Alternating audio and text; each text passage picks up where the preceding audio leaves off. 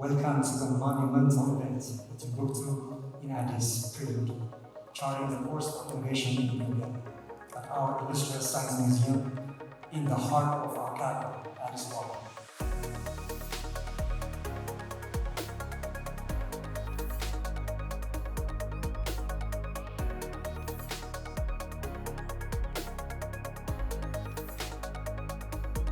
The Timbuktoo initiative, propelled by UNDP's Regional Bureau for Africa, is embarking on an ambitious mission to redefine the future of tech and entrepreneurship for Africa. With a goal to mobilize $1 billion to support 10,000 startups and scale 1,000 of them to impact 100 million livelihoods and create projected $10 billion value, this initiative aligns perfectly with Ethiopia's own leap towards becoming a middle-income country through digital transformation and sustainable development. It is my distinct pleasure to extend a warm welcome to each of you gathered here in this elegant hall today for this very important conversation. As we convene with esteemed members along with the esteemed members of the Ethiopian community and active leaders of the Ethiopian startups ecosystem, I'm delighted that my voice is Ezra Onwa, who is no stranger to Ethiopia. We have the opportunity to present to all of you one of our groundbreaking initiatives, the Timbuktoo Initiative. UNDP's mission with the Timbuktoo Initiative is nothing short of transformation. We envision the establishment of Pan-African centers of excellence, strategically positioned across the continent to serve as a catalyst for innovation, incubating groundbreaking startups, and fostering entrepreneurship that transcends borders. Today, we are here to explore the possibility of Ethiopia hosting one of these centers of excellence. Distinguished colleagues, Ethiopia stands at a pivotal moment in its journey towards economic prosperity and as a strategic leader of the Horn of Africa region and across the continent of Africa. Allow me to extend heartfelt congratulations to His Excellency, Prime Minister Dr. Abiy Ahmed, and my brother Dr. Mula, Minister of Innovation and Technology, for the launch of the next Ethiopia Startup Nest initiative in October of last year, and for the deliberations and the showcases that have been taking place in the last 3 weeks here in these beautiful facilities. The Nest and the RCT Park, dedicated a few years ago, and which we visited a few hours ago, underscored Ethiopia's readiness to embrace the digital age and harness the power of technology to drive socio-economic development.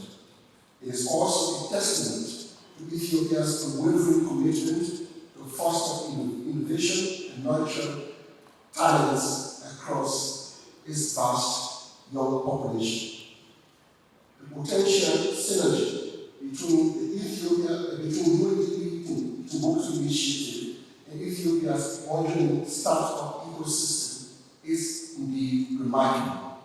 The Nest and the RCT Park not only provide a solid foundation, but also serve as the anchor for the Pan-African vision of Timbuktoo. All this, coupled with Ethiopia's rich history, vibrant culture, entrepreneurial spirit, is an ideal candidate to host the Timbuktoo hub, along with 8 other countries in the continent. By leveraging Ethiopia's unique strengths and embracing its collaborative spirit, we can pave the way for a future where African startups lead the charge towards inclusive and sustainable development. In conclusion, as we embark on today's conversation, let us recognize the pivotal role of innovation and technology in accelerating the achievement of of the Sustainable Development Goals, for which the UN Secretary General in the last General Assembly made a clarion call to all member states. In the world grappling with complex challenges from climate change to poverty alleviation to geopolitical challenges, harnessing the transformative potential of innovation is not just an option, but it is a necessity. Together, let us seize this opportunity to shape a brighter future for Ethiopia, a brighter future for Africa, a brighter future for our world. And very much look forward to the conversation. Thank you very much.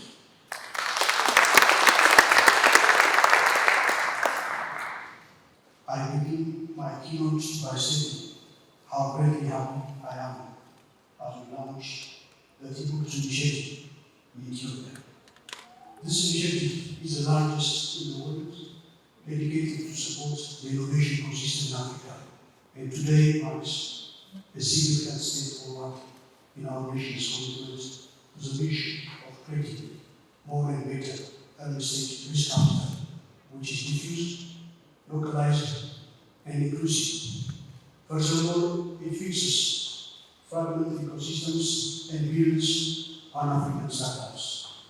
In today's rapidly evolving world, innovation is no longer a luxury, it's a necessity.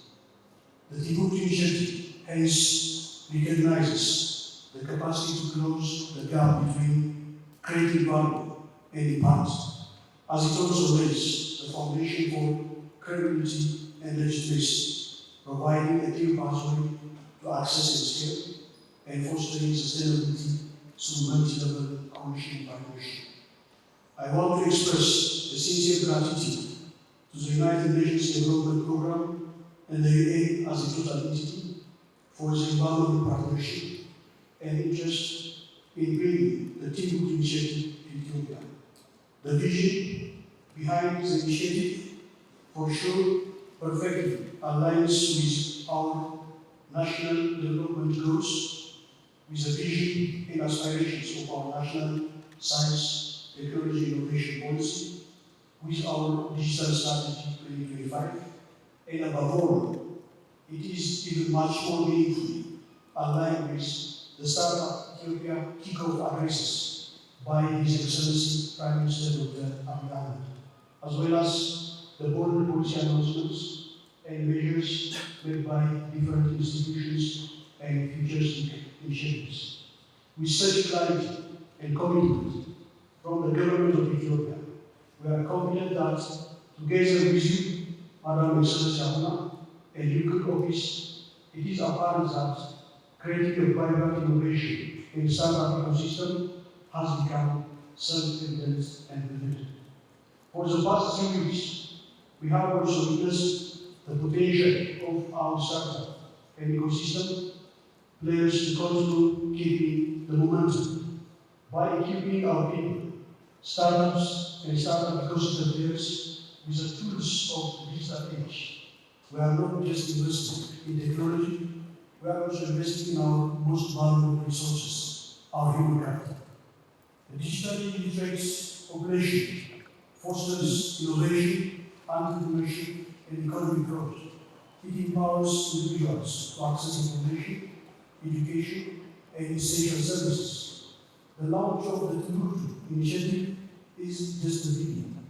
We have a long and exciting road ahead, and we are committed to working tirelessly alongside our partners to ensure its success.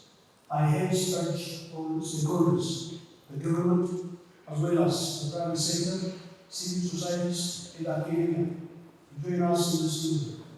Your commitment and collaboration are essential for making the Timbuktoo initiative a truly transformative force in Ethiopia.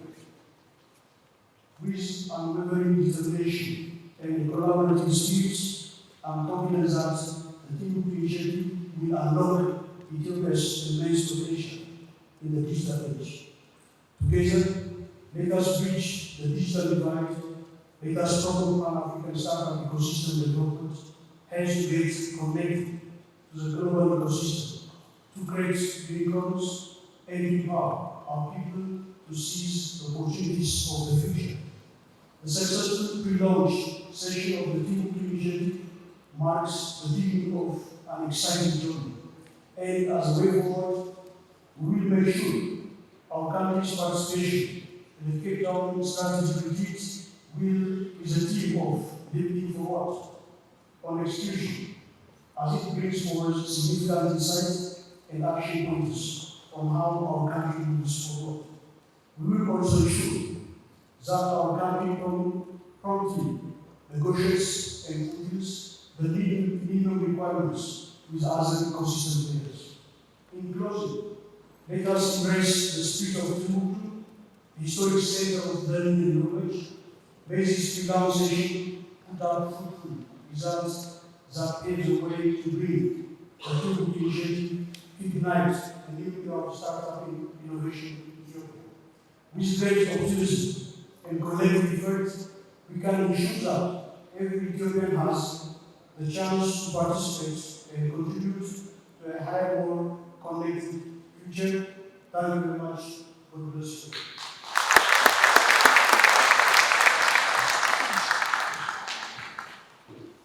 Are you in? Yes. Are you in? Yes. Oh, it's so very strong, yes.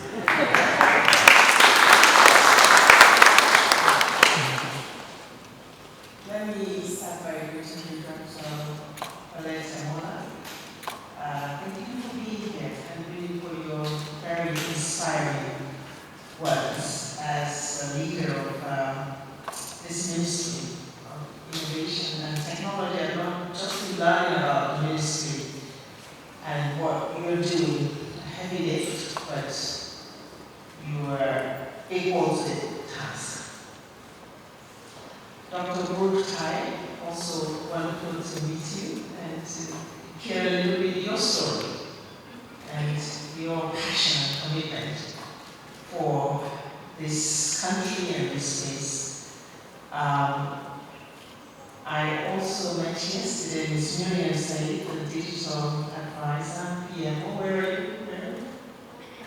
Yeah, there you are. Wonderful to have you here as well. And of course, my dear brother, Dr. Hassan, who is leading the EDI, a facility that UNDP has a lot to do with. My UNDP colleagues in the room, the Resident Rep and his team. And of course, our young and not so young innovators in the room. It's great to be back here. I was here just in, when was it? February? 2 months ago on this stage. I didn't quite imagine that I'll be back so soon. But that is what Ethiopia is made of. It's like a bug. You catch it and it stays with you. But it's a pleasure to be back and to be back under the circumstances that you see. I really want to start by congratulating the country, Ethiopia, under the leadership of Dr. Abiy for this amazing time you had 3 weeks ago to kickstart and launch the Ethiopia Startup Initiative, which I think is laying the foundation for the advent of Timbuktoo. Why the name Timbuktoo? Some of you may ask. It's a name that originates from the historic greatness of Timbuktoo, a region in Mali, as we heard from the minister. It's also a UNESCO heritage site. It's home to the prestigious and current university, and a place that was once the intellectual and spiritual capital of Africa. Timbuktoo was also the home of commerce, and many you will know that one of its most famous exports to the world is a name that we all grew up knowing, Mansa Musa, king of the ancient empire of Mali, who credited for having developed the city of Timbuktu and is still the richest man on record, thanks to the Trans-Sahara trade. So there are so many elements of what happens and happened in Timbuktoo that form the DNA of this thing we now call the Timbuktoo Initiative. In its highest times, Timbuktoo hosted some of the greatest schools and libraries. It's also the home where one of the first constitutions of the world was made. And there is a kind of something similar between Timbuktoo and Addis Ababa. This is Ethiopia is the home, what do we call it? The home of origins? The land of origins. Yes. And this is why it's not possible to leave Ethiopia out of that map. Thank you. This country is also the birthplace of Pan-Africanism in many ways. And Timbuktoo is charting the way for modern Pan-Africanism. I once wrote a piece about modern Pan-Africanism, and the distinction that I made in that piece is that modern Pan-Africanism is no longer about the unity between states of Africa. It is about connecting the people of Africa. It's about the people, the agency of the people of Africa is beyond the state. And today, on this continent is about the majority of the people of Africa, and that's the youth. Modern Pan-Africanism is also about technology and innovation, because that didn't exist when the Pan-African concept was developed. Today we have it, and we want to leverage it. It's also about the One Africa market, right? We've already heard. AFCFTA did not exist, but today we have a tool, more than a tool. We're equipped to connect in a deliberate way on the commerce side. UNDP is drawn to Timbuktoo for what it represents, a great possibility that it brings on this glorious past.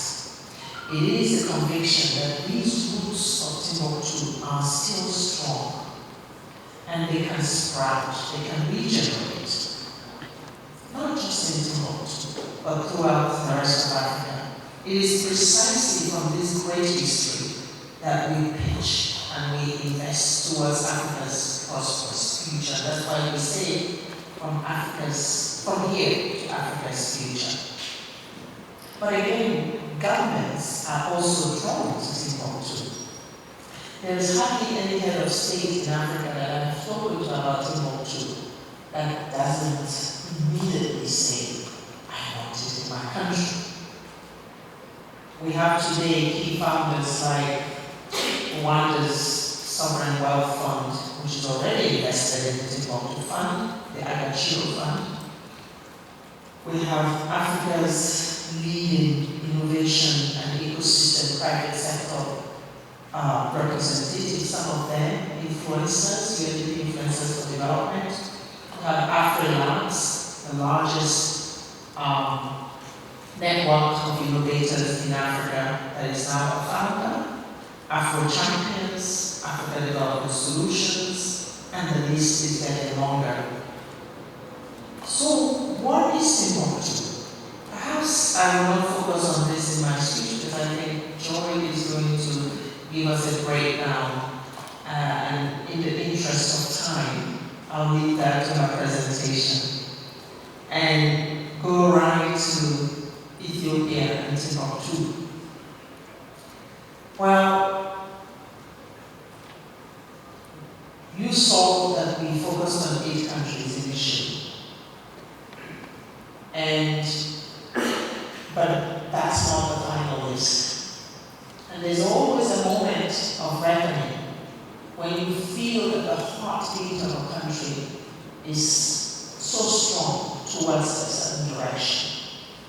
What we've seen, and I just came from the ICT park, in this science and technology space, in the recently launched initiative on the startups by the PM, in the legislative action that is ongoing to have a startup act, which will remove the bottlenecks that slow down startups. What we see in the deep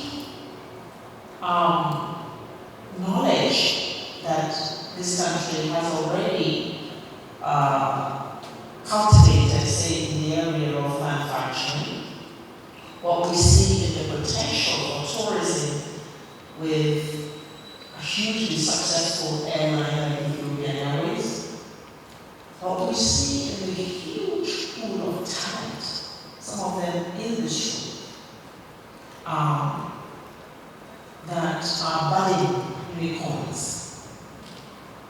And what we see in the continuing interest of the world in Ethiopia, we want a Timbuktoo entry into Ethiopia that will help tell a different story about this country, that will help change the narrative to one of opportunity, of hope, of ingenuity, of compassion, of transformation, of solidarity, of shaping the future that is sustainable, because all the things related to climate change will be built into this space of innovation, of technology, and of achieving the SDGs. So, we believe that Ethiopia is indeed on the path to becoming a ninth Timbuktoo hub. Yes.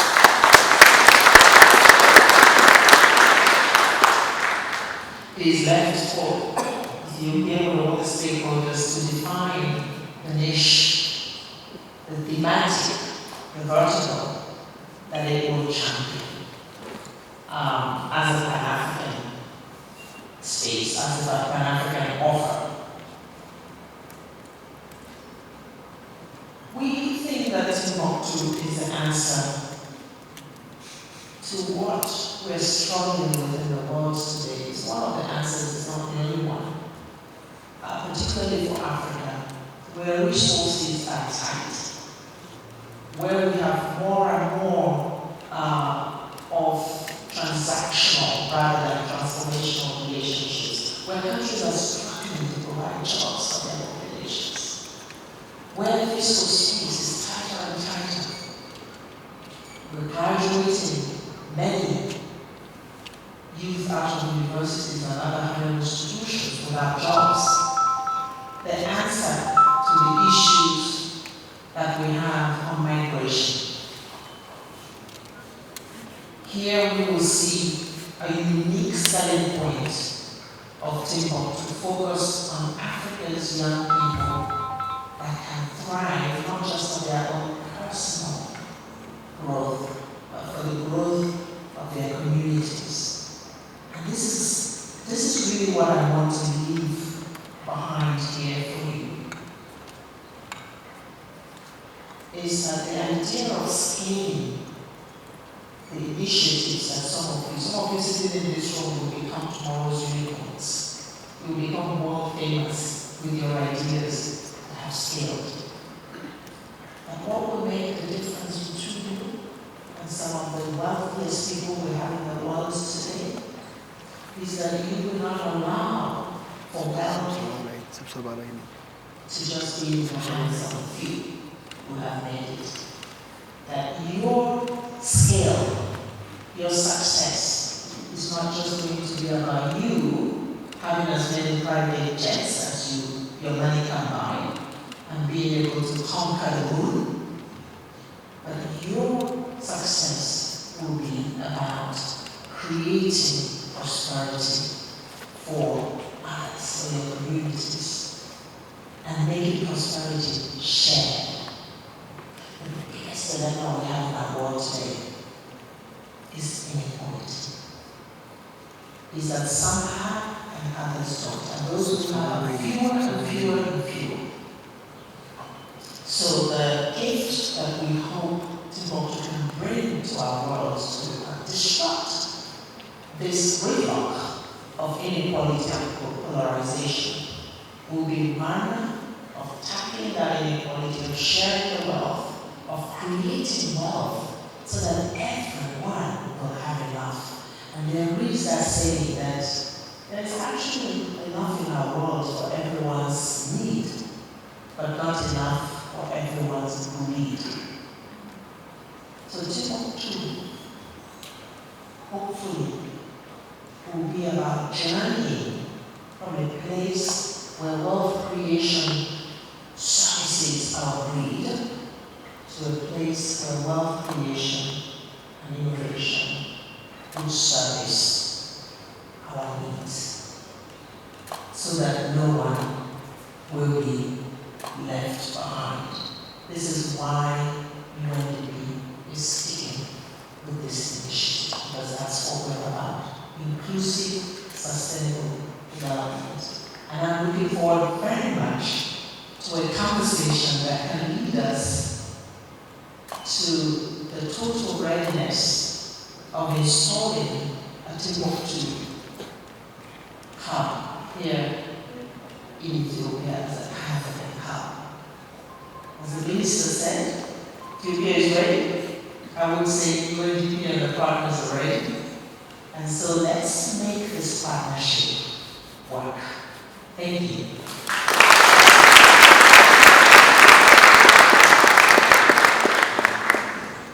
Today's such a conversation is aiming to serve and provide a reflection time for the government of Ethiopia on its endeavors to grow the startup ecosystem, which I believe that I'm part of that committee.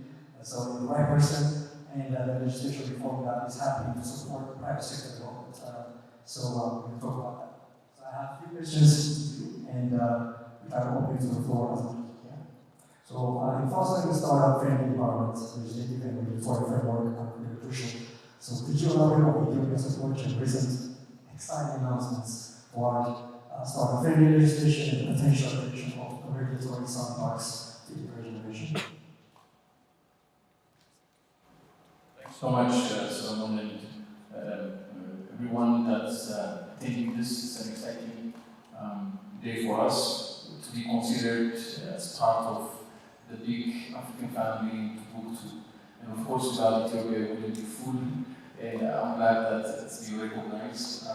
But I think we're very glad that this initiative, this conversation is happening at the right time, where the government is really making the right steps.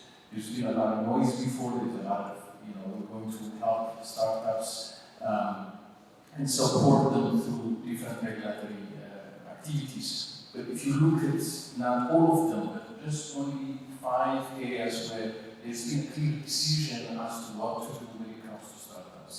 First, if you look at the tax initiative that's been introduced by the Ministry of Finance, it's phenomenal. There are 2 things that the government has committed. One is to removing the capital gain tax, which is 30%, that's currently effective, in order to remove that to the next legislative process. Second, introducing a consolidated directive that will help startups. So right now, startup support is fragmented. You'll find startup support in the excise tax law or in income tax law or in different legislative instruments. But the fact that there is now a commitment from the Ministry of Finance, which is an institution that's mandated to do this, to say we're going to introduce a consolidated instrument where a startup will need to go and look at only one document and be able to enjoy the tax incentives. In terms of the doing business environment, the removal of office requirement, which has been such a hurdle for startups, that's also one significant and important concept. But ultimately, one of the things that we've learned in the process, Ministry of Labor, Skill, Ministry of Innovation and Technology, Ministry of Finance, the Prime Minister's Office, and Ministry of Industry.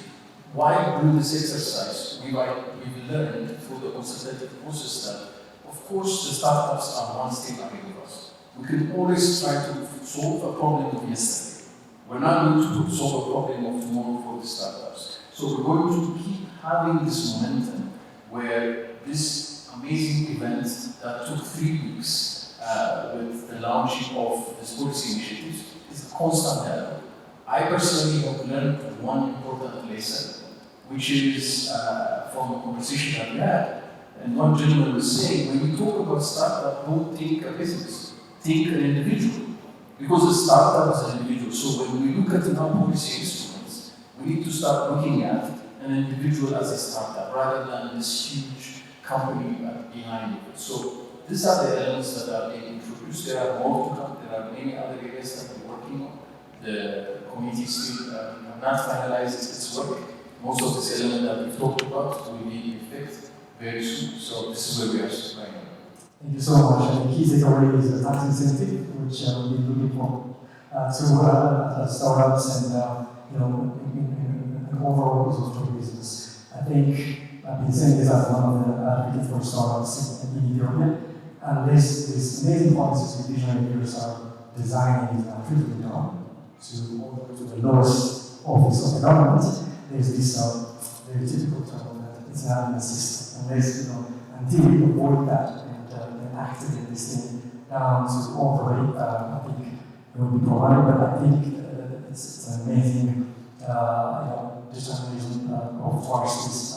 Second question I have for you is the Timbuktoo initiative, as we heard earlier, has a goal of supporting startups over a decade, aiming to impact 100 million livelihoods, which the number of people being here, I believe. So how do you see the Timbuktoo initiative complementing the work Ethiopia is doing in creating an accessible and open startup ecosystem?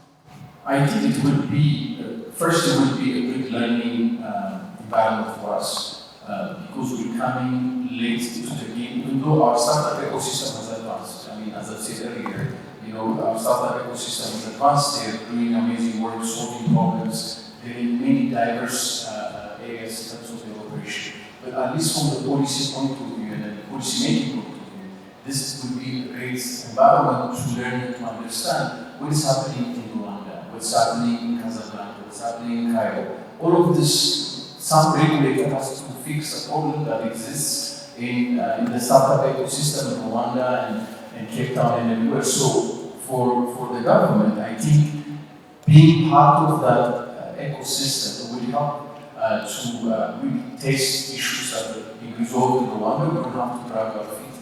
We'll resolve it. So that's one of the areas that would be useful for us. But second, to be on the map, to be among these giants of cities and capital cities in the continent where startups are diversely growing. I mean, Lagos is no easy feat. I mean, the amount of activity and startup development that you see, Nairobi and Cairo, these are major hubs of startup. It will allow us to learn and then, of course, to put capital and have that collective endeavor in terms of growing. But at the same time, as you see in the presentation, there is over $1 billion that's anticipated to be raised. It's a moonshot, yes, but it could be done. It could be delivered because the demographic advantage, the creativity is in this continent. I mean, in any population you have the bell curve, it's equally distributed. You're going to have the outliers on both sides of the bell curve and most of us in between. When you look at the demography in terms of the age distribution, the youngest population continent is ours. So you're bound to have creativity, you're bound to have new innovation. So the money will chase the new ideas that is coming in so that we're going to resolve our problems. So that money coming in, it will help us to be part of that and resolve some of the issues that's been raised by our startups in terms of the constraint that they have, buying constraint that they have in terms of finance. But overall, as a seat of the African Union and a transit hub for over 20 million customers through our international airport, the second or third largest diplomatic hub in the world. Having Timbuktoo really is an important indication that this is an African initiative. Thank you so much, Dr. Book. I think what I took from your remark is that benchmarking lessons learned best practices, because it's kind of latecomers. We have to take advantage of that and build a point that this is the second largest market in Africa. So when we do Timbuktoo, we have to do it amazing here. And also when it comes to policy, when you do, this is a training on the job kind of process when it comes to innovation and so on. Right? So I always say this: we cannot operate with policies that were crafted in 5-6 years ago. So I say this: our policy always has to be in a draft form. You guys have a Word document. We put that subjects in a draft V2, V3. Our policy has to say it cannot say final because this thing is food, so I think we have to have that kind of mindset. As UNDP aims to make Ethiopia the 9th host country for this ambitious initiative, it's a good opportunity to clear requirements that we solved. UNDP is very clear about that. There is no blurry vision about it.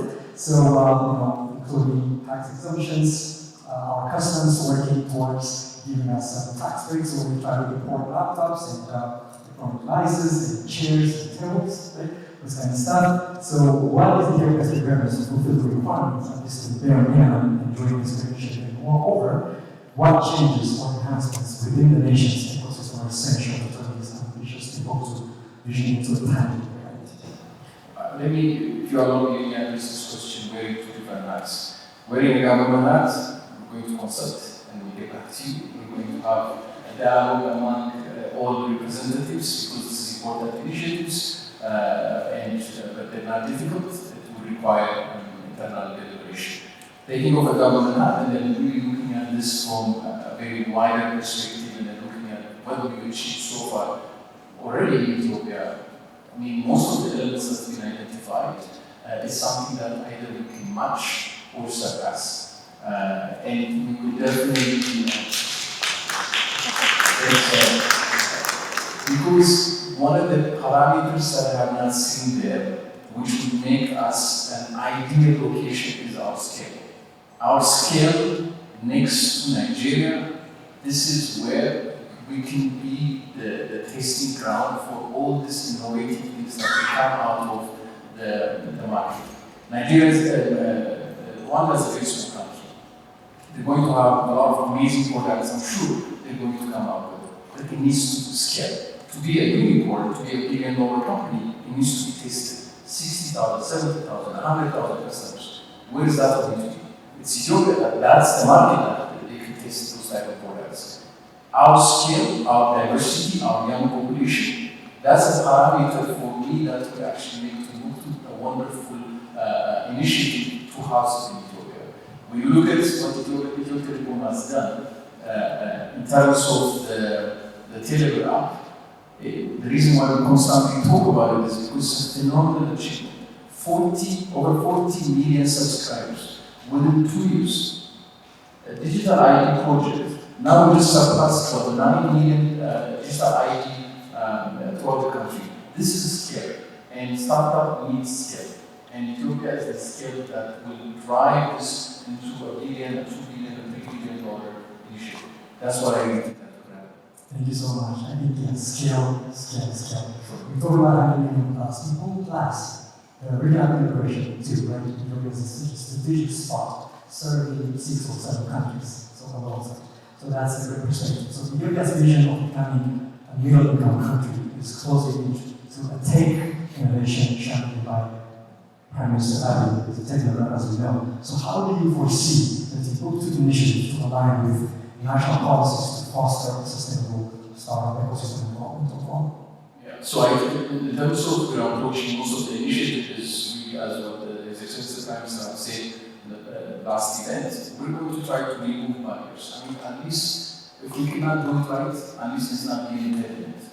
So that's the approach. Most of the difficulties what startups are going through almost on a daily basis is government-induced problems. It could be tax law, it could be the revenue-related matter, it could be import-related issues. So removing all of this is critical for startups to grow. But when you look at it holistically, the Hong Kong economic reform identifies our digital transformation as part and parcel of our economic reform strategy. This is a 3-year, second phase of a 3-year program, and the introduction of AI, the expansion of the liberalization of the telecom sector, and then now the natural extension of that is supporting tech-enabled startups to actually proliferate and become the next growth drivers in the country is what we're looking at. In terms of my institution, for example, the Capital Market Authority, one of the reasons why the Capital Market Authority is part and parcel of the overall economic reform program is any investor looking out to invest a VC fund in a startup, their exit strategy is a capital market. They don't want to be stuck in an economy where they don't have a value extracted platform, which is a capital market, because the multiples are high when you list when you the IPO. That's why the capital market authority is being established. So if you look at connect all the dots, the end result is private sector economy, digital economy, helping startups to be at the driver's seat to really write the next economic miracle story of Ethiopia. Thank you so much. So that takes me to the next question. So our ambition when it comes to Timbuktoo Ethiopia is to establish a Pan-African kind of hub, right? There's a story behind it. It's been said. What would be the vision for startups and supporting the ecosystem, taking advantage of a Pan-African market, a larger market, particularly in relation to the African continental future area, from Solomon, the challenge of bringing stuff from Ghana instead, from UAE and all that. So what's your perspective?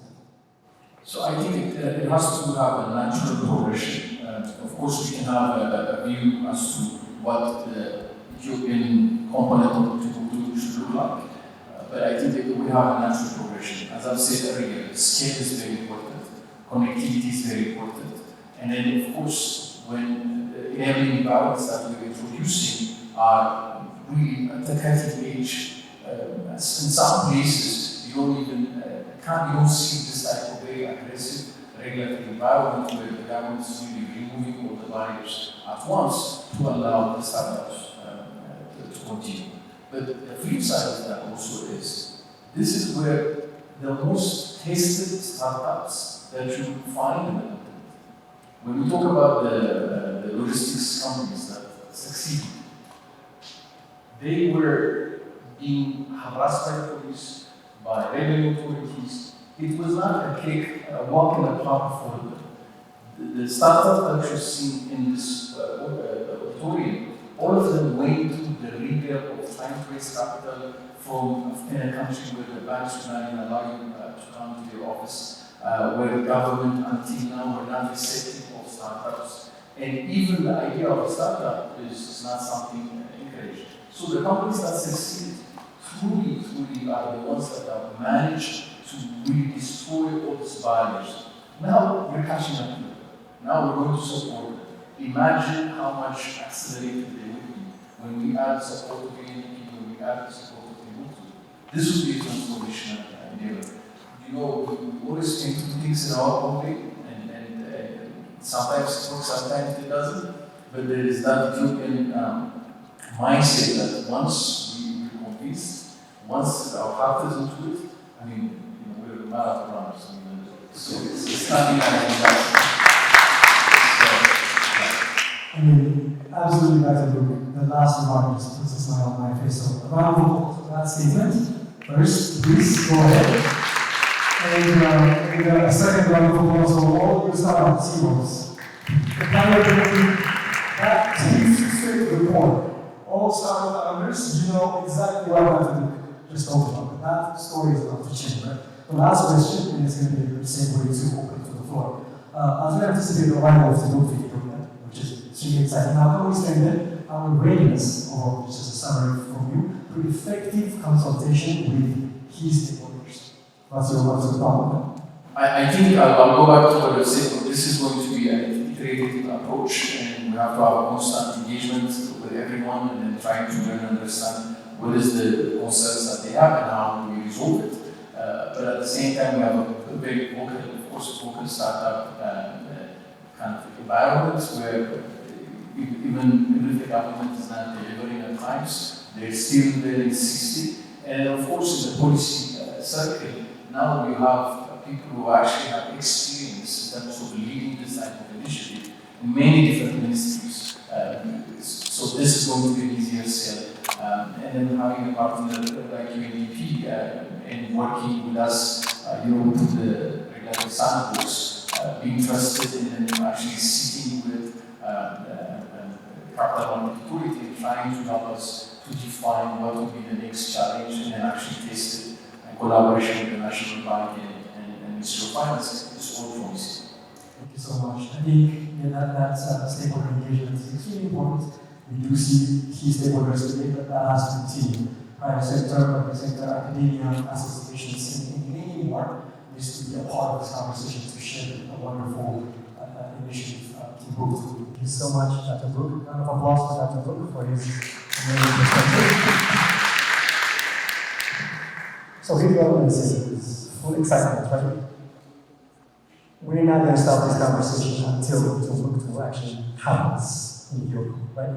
So this conversation is going to continue. I personally will commit to advocate for this using all my platforms, all my influence until we see Timbuktoo happens. And you all stakeholders keep doing the same, then we will do magic together. So with that, thank you so much for everyone to appear on this historic event. And after this is a mingle, know each other, have conversation. As I said, the conversation is going to turn into idea and into our product. So with that, have a wonderful evening. Thank you.